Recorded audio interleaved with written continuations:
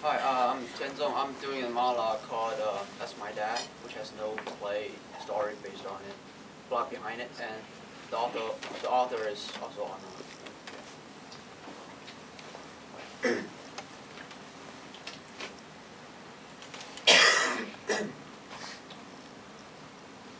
I must have been about 8. I couldn't have been much younger. It was the first time my dad took me out to a real major league ball game.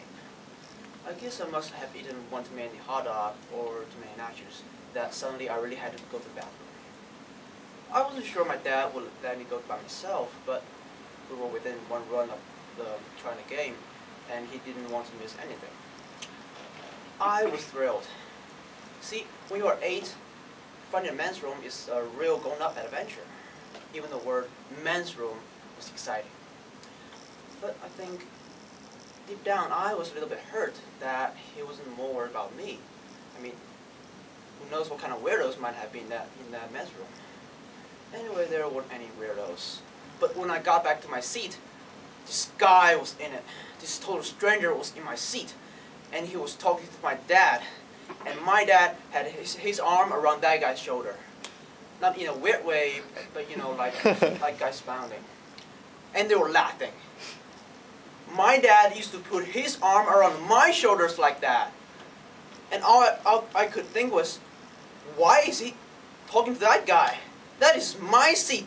That is my dad. I couldn't move. I just stood there in the middle of the stadium, frozen. I thought I'd be replaced. I wanted to scream, Dad, I'll be a better son no matter what it takes. I'll do it. But I couldn't. I just stood there. I guess I was crying.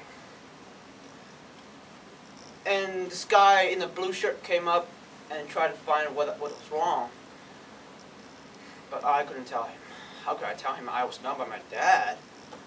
And so he pried up my fingers where I was holding my ticket and saw where my seat was. And he sort of pushed me along so we got onto my seat. We got there, this guy stood up and let me sit down, and I saw who it was.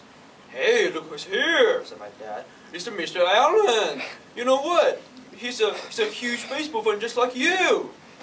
Mr. Allen was my gym teacher. I've hated gym class ever since.